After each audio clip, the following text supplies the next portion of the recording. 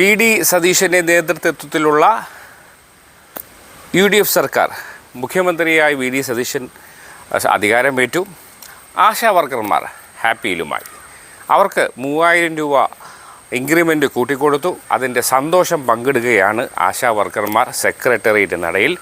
അതിന് ആശംസകളും അഭിവാദ്യങ്ങളും അർപ്പിച്ചുകൊണ്ട് ഇടത് സഹയാത്രികനായിരുന്ന നമ്മുടെ മുൻ ഫിലിം അക്കാദമി ചെയർമാൻ, കേരള സംസ്ഥാന ഫിലിം അക്കാദമി ചെയർമാൻ ആയിരുന്ന വളരെ പ്രശസ്തനായ നടൻ പ്രേംകുമാറും എത്തിയിട്ടുണ്ട്.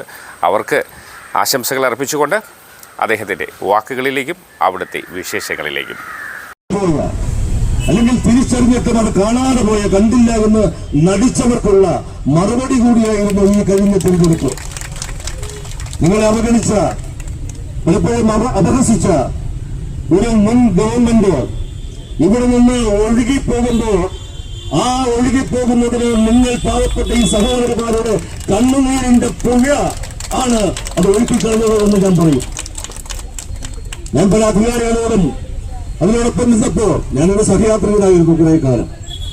ആ പ്രസ്ഥാനത്തോടൊപ്പം അതിന്റെ സഹയാത്രികനായിരുന്നപ്പോൾ പലരോടും ഉത്തരവാദിത്തപ്പെട്ട പലരോടും പല കുറി ഞാൻ നേരത്തെ ആവശ്യപ്പെട്ടതാണ്. ശ്രീ വി പ്രകാശനൊക്കെ അതിനെ കുറിച്ച് അറിയാം. പക്ഷെ അവരൊക്കെ അപ്പോഴൊക്കെ എന്നെ ചില കണക്കുകൾ പറഞ്ഞ് ബോധ്യപ്പെടുത്താൻ ശ്രമിക്കുകയായിരുന്നു. അങ്ങനെ ഇരിക്കുമ്പോഴാണ് കൊച്ചിയിൽ നടക്കുന്ന ഒരു മഹാസാംസ്കാരിക സംഗമം ഡിസംബറിൽ നടക്കാൻ പോകുന്നതിന്റെ ഒരു ആലോചനാ യോഗത്തിൽ കോടികൾ മുടക്കി മാനവികതയും മനുഷ്യ സ്നേഹവും സഹജീവികളെ ചേർത്ത് പിടിക്കലുമൊക്കെ വിഷയമാക്കിയുള്ള ലോകസമാധാനവും മനുഷ്യ സ്നേഹവും മാനവികതയും ഒക്കെ വിഷയമാക്കിയുള്ള ഒരു അന്താരാഷ്ട്ര സംഗമം നടക്കുന്നു.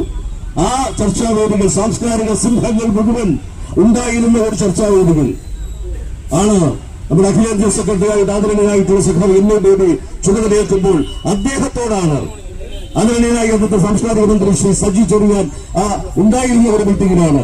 സാംസ്കാരിക സ്ഥാപനങ്ങളുടെ മുഴുവൻ ചെയർമാൻമാർ ഉണ്ടായിരുന്ന, മറ്റ് ഭാരവാഹികൾ ഉണ്ടായിരുന്ന, സാരഥികൾ ഉണ്ടായിരുന്ന ആ വേദിയിലാണ് ഞാൻ പറഞ്ഞത്, ഇതൊരു നല്ല ആശയമാണ്, ഗംഭീരമായ ആശയമാണ്. ലോകത്തിന് മുമ്പിൽ നമ്മൾ കൊടുക്കുന്ന ഒരു നല്ല ആശയമാണ് മനുഷ്യ സ്നേഹത്തെക്കുറിച്ച്. നമ്മളിത് നടത്തുമ്പോ, ഈ കോടികൾ മുടക്കി ഇത് നടത്തുമ്പോ, ഇവിടെ ഈ സെക്രട്ടേറിയറ്റിന്റെ നടയിൽ കുറെ പാവപ്പെട്ട സഹോദരന്മാർ കുറെ ദിവസമായി മഴയും വെയിലും ഒക്കെ അവഗണിച്ച് ഒരു താൽപ്പാലം പോലും കിട്ടാൻ അനുവാദമില്ലാതെ അവരങ്ങനെ പ്രാഥമിക സൗകര്യങ്ങൾ പോലും നിർവഹിക്കാൻ അവസരമില്ലാതെ അവരൊരു വലിയ പോരാട്ട ഒരു സമരത്തിന്റെ ഭാഗങ്ങളിൽ ആ സമരം നമ്മൾ കണ്ടില്ല എന്ന് നടിക്കരുത്. അത് എത്രയും വേഗം അങ്ങ് ഇടപെട്ട് അത് പരിഹരിക്കാൻ അതിന് ഇടപെടണം എന്ന് വളരെ വിനീതമായ ഒരു അഭ്യർത്ഥന. അന്ന് പിറ്റേ ദിവസം പത്രങ്ങളിൽ വാർത്തയായി. എന്തുതന്നെയായിരുന്നാലും ശരി, ഇവിടെ പോയി വിശേഷിപ്പിച്ചതുപോലെ ഒരു രക്തസാക്ഷി പരിരക്ഷണമെന്ന് എനിക്കില്ല. അതൊരു സാധാരണ മനുഷ്യൻ എന്ന നിലയിലുള്ള എന്റെ ഒരു വികാരമാണ് ഞാൻ ഇവിടെ പ്രകടിപ്പിച്ചത്. ഒരു കലാപ്രവർത്തകൻ എന്നുള്ള ഒരു വികാരമാണ് ഞാൻ ഇവിടെ പ്രകടിപ്പിച്ചത്. അത് വ്യക്തിപരമായ ഒരു സാക്ഷി പരിരക്ഷണമെന്ന് എനിക്ക് ആവശ്യമില്ല. പക്ഷേ അത് പറയേണ്ടതാണ് ഒരു മനുഷ്യൻ എന്ന നിലയിൽ. അത് ഞാൻ പറഞ്ഞു എന്നേ ഉള്ളൂ. അവിടെ എനിക്കൊരു സ്ഥാനമാനങ്ങൾ എന്തോ വിഷയമായിരുന്നു. പക്ഷേ സ്ഥാനമാനങ്ങൾ സംരക്ഷിക്കാനാണെങ്കിൽ മറ്റുള്ളവരൊക്കെ നിശബ്ദമായിരുന്നത് പോലെ എനിക്ക് നിശബ്ദമായി ഇരിക്കാമായിരുന്നു. ഞാനത് ചെയ്തില്ല.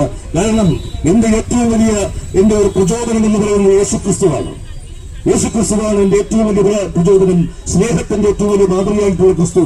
ക്രിസ്തു പറഞ്ഞത്, നിന്നെ പോലെ ഈ ക്രിസ്ത്യാനിയെ സ്നേഹിക്കണമെന്നല്ല, മറ്റു മനുഷ്യരെ, എന്റെ കൂട്ടുകാരെ, അയൽക്കാരെ, മറ്റുള്ളവരെ, മറ്റു മനുഷ്യരെ സ്നേഹിക്കണം. അതാണ് ക്രിസ്തു പറഞ്ഞത്. അധ്വാനിക്കുന്നവരും ഭാരം ചോക്കുന്നവരുമായ മനുഷ്യരെ ആശ്വസിപ്പിക്കണം. ആ ക്രിസ്തുവാണ് എന്റെ പ്രചോദനം. ആ ധാർമ്മികത ഉള്ളിലുള്ളത് കൊണ്ടാണ് ഒരു മനുഷ്യൻ എന്ന നിലയിൽ ഇതെനിക്ക് പറയേണ്ടി വന്നത്. അത് പറഞ്ഞു, ഇനിയും അത് പറഞ്ഞുകൊണ്ടേയിരിക്കും. ഇവിടെ ഇങ്ങനെ ഒരു സമരം വിജയം ആഘോഷിക്കുമ്പോൾ നമ്മൾ ഒരുപാട് ചരിത്രങ്ങൾ നമ്മുടെ മുമ്പിൽ. ഈ സാഹചര്യത്തിൽ എനിക്ക് ഓർമ്മ വരുന്നത് മുഖ്യമന്ത്രി VD സതീശൻ്റെ വാക്കുകളായിരുന്നു.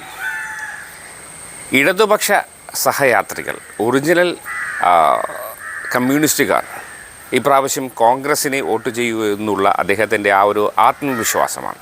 അത് ശരിക്കും ഫലവത്തായി, പ്രകടമായി.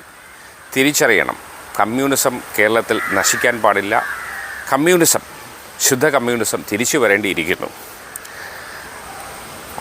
ഐക്യജനാധിപത്യ മുന്നണിയുടെ ഭാഗമായിരിക്കുന്നു ഇടതുപക്ഷവും എന്നത് നാം മറന്നുപോകരുത്.